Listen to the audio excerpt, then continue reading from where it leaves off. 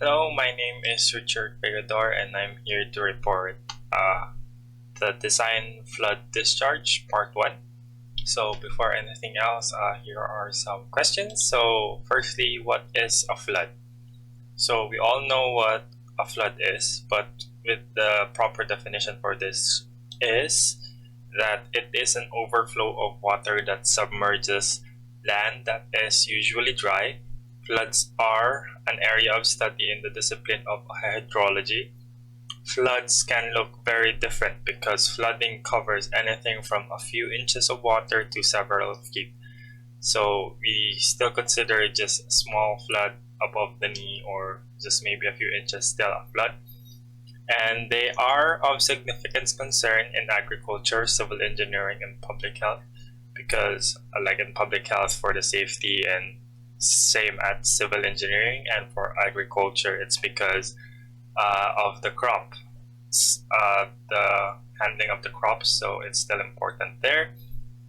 Next is floods originate from oceans and seas or water bodies such as lakes or rivers, damaging homes, business infrastructures, and causing human casualties. So that's why, again, earlier, like I said, it is a concern of public health. So next is that floods can be local, impacting a neighborhood or community, or very large, affecting entire regions, plains, valleys, or deltas. So floods can be caused by multiple things, mainly a storm. So recently there was a flood in the Luzon area. So that's a very large area that it has been covered. So that's one of an example of a flood. So I can give you pictures, but as I said, we all know what the flood looks like. So these are some examples. So next is what is a flood control? So a flood control refers to all methods used to reduce or prevent the detrimental effects of flood water. The protection of land from floods, such as by soil conservation, reforestation, the construction of dams or reservoirs, river embankments, and other things. So this is an example of a dam, and the other one is for a river embankment. So the next thing is, what is flood management? So are ways to avoid, mitigate, or lessen the effects of flood damage. There are three primary approaches to do so. So firstly is flood risk assessment and mapping to identify flood-prone areas, along with specific of the risk, probability, depth, and speed of water, duration of submersion. So this is for the control of the barangay level and specifying which and what areas are prone to floods. So next is the forecasting and flood warning systems, which monitor weather and help to reduce damage by alerting population before the flood, to evacuate or ready themselves, protect their belongings, and flood-proof their residents and other infrastructures. So this is implemented in our country with the NDMRMC giving out text messages. So that's one of the warning systems, and at times there are sirens that ring if there is a major flood. So next is flood management structures can be used to protect urban and agriculture communities, homes, and other economically valuable areas, and the people residing in them, like dams, dikes, spurs, seawalls, and other structures to prevent said floods. So again, like I said earlier, there are structures that may prevent floods, like dams, dikes, seawalls, and other things. So that is one way to mitigate the floods. So next we have the design flood discharge. So flood design discharge determination is very significant decision in water-related structure planning and construction.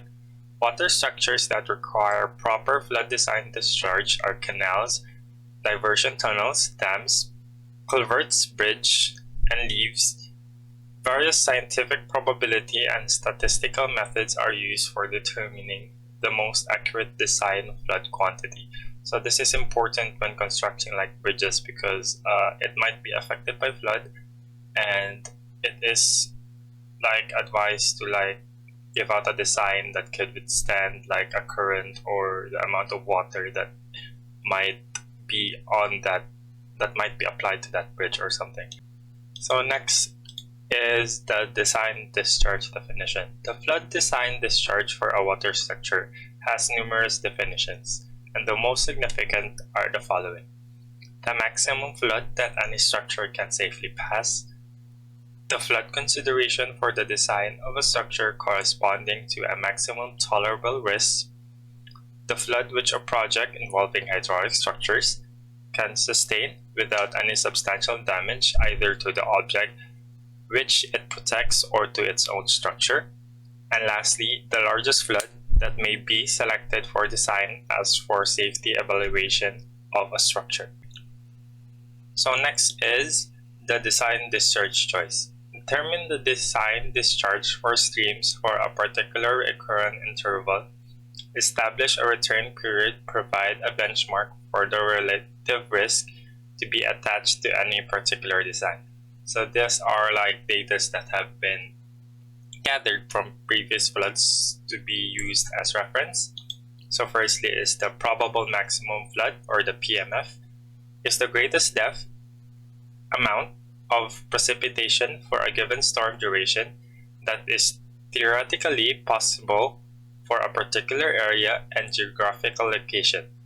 Is the flood that may be expected for the most severe combinations of critical meteorological and hydrological conditions that are reasonably possible in a particular drainage area. So next is the standard project flood, or the SPF. This is the flood resulting from the most severe combination of meteorological or hydrological conditions considering reasonable characteristics of the region. The SPF is computed from the standard project storms, or the SPS, over the watershed considered and may be taken as the largest storm observed in the region for the watershed. It is not maximized for the most critical atmospheric condition, but it may be transposed from an adjacent region to the watershed under consideration.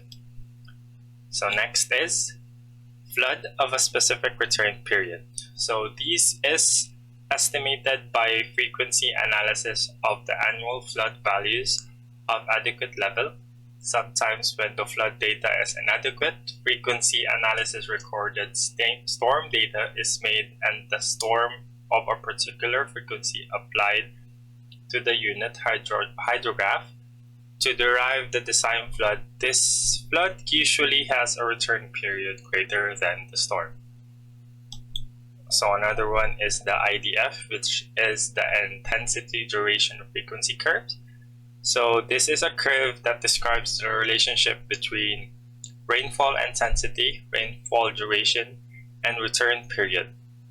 IDF curves are commonly used in the design of hydraulic, and water resource system. IDF curves are obtained through frequency analysis of rainfall observation. So this data is usually taken from multiple rainy seasons, just to measure how much rainfall the area has and how long it usually takes and how long the rainfall or the rain comes back to, or how frequent it is. So having those types of data, there are still the limitations of calculations with regard to this. So although theoretically sound, both PMS and SPF methodologies have restrictive boundaries. So firstly, the requirement of a long-term hydrometeorological data for estimation of design storm parameters. Next is the knowledge of rainfall process as available today has served limitations, and therefore physical modeling of rainfall to compute PMP is still not attempted. So next is maximization of historical storm for possible maximum favorable conditions is presently done on the basis of surface dew point data. Surface dew point data may not strictly represent moisture availability in the upper atmosphere. So with the current global warming, so there are changes in the upper atmosphere. So the dew data might have changed over the past few years. So next is the availability of self-recording rain gauge data from historical storms. And another one is many of the assumptions of the unit hydrograph theory are not satisfied in practice. And lastly is many a times data of good quality and adequate quantity is not available for the derivation of unit hydrograph. So there are times where there are not enough data to properly put a unit of hydrograph in there. So that's another issue for the calculations. So next is the discharge magnitude classification. So hydrological design discharge is the amount of discharge calculation based on a certain level of risk. The design discharge can be calculated under set of assumptions and prevailing conditions, all of which can be taken into consideration in an effective planning, management, and mitigation principle. So depending on the discharge magnitude, it is possible to classify floods by the following. So firstly is common floods. These may overtop the water structure during its economic life. Another type of flood is the standard project flood. So it is decided by the consideration of the whole drainage basin response to the extreme rainfall event. This discharge can overtop the reliable capacity of the water structures once or twice. So lastly is the infrequent floods. So these are not much dangerous and they have magnitudes but the SPF and the PMF. So there is a direct relationship between the risk level and the economy of the project. Any decrease in the risk implies increase in the project design flood discharge. In general, one can expect at least the following three functions for a water structure. So firstly is the reliability performance, next is the low economic cost, and lastly is the function throughout the design life with least hazardous situation. So next is design flood prediction. So unfortunately, so far there is not an accurate formulation to calculate the rainfall intensity for precise estimation of flood design discharge. So sometimes to be on the reliable side, in spite of the life as 100 years or 200 years, engineers may also take into account the 500-year life flood design. For flood discharge, there are different approaches, each with additional complement to the other. So firstly, flood discharge estimation by means of empirical formulation that are based on gained experience in a region. And next is the flood estimation by use of envelope curves determined based on previous flood discharge. Next is the application of rational and logical formulations. Next is the probability and statistical approaches, also provided theoretical methodologies for flood discharge estimation. Lastly is unit hydrographs or other means that help to estimate flood discharge. So there are multiple things, multiple formulas that have helped us to properly design have proper flood discharge. So firstly is in 1985, the first one we're gonna talk about is with regards to Dickens' formula. So in 1985, Dickens made the first attempt in India to obtain an empirical formula for determining the maximum flood discharge, which is Q in meter cube per second in a river. So his formula goes as Q equals CD, which is the Dickens constant, times A raised to 3/4. which is the QP is the maximum flood discharge, which, like I said, is in meter cube per second. Then next is A, which is the catchment area, which is in kilometers squared. And lastly, like I said, CD is the Dickens constants with the value normally between 6 to 30. So Dickens formula is used for catchments in the northern and central part of India. So there is another formula that is being used in India. So that is for Rive. So for catchments in southern India, this is the formula that is being used. So that is QP equals CR times A raised to 2 over 3. So moving away from India, there are also empirical formulas that determine discharge that have been made for the USA. So that is from Mayer. It is also developed for the USA drainage basins, which expresses the flood peak discharge as QP equals 177 P times square root of A in QMX.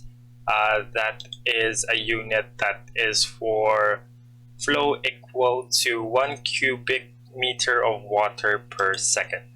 So where P has the value of unity of stream that has the greatest flood flow on the area, for any other stream, P is the fraction of the flood flow of the stream. So for different streams, value of P vary from 0.002 to 1.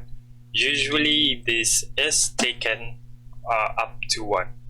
So another similar formula from this to get the discharge is from Jarvis. So Jarvis formulation is very similar to the previous one and is comparatively simpler than it. So where CS varies between 1.77 and 177, QP is still in meter cube per second if the drainage area is substituted in kilometer squared. So QP is equals to CS multiplied by the square root of the area. So lastly is a formula from Fuller. It is also an empirical formula which relates the peak discharge to the drainage basin area, and it includes also the flood frequency. It is developed for the USA typical drainage basins. Its expression is given as QT equals C times A raised to 0.8 multiplied by the quantity of 1 plus 0.8 log 10 times T times, again, the quantity of 1 plus 2A raised to negative 0.3. So where QP is the peak discharge with the maximum 24-hour flood with a frequency of T years, which is the period, and it has a meter cube per second dimension with the A, which is the area, still in kilometers squared, and the Fuller constant value is between 0.18 up until 1.88. So with that, again, I thank you for listening, and that concludes part one of design flood discharge. So the next reporter will be continuing from where I left off. So again, thank you for listening and have a great day.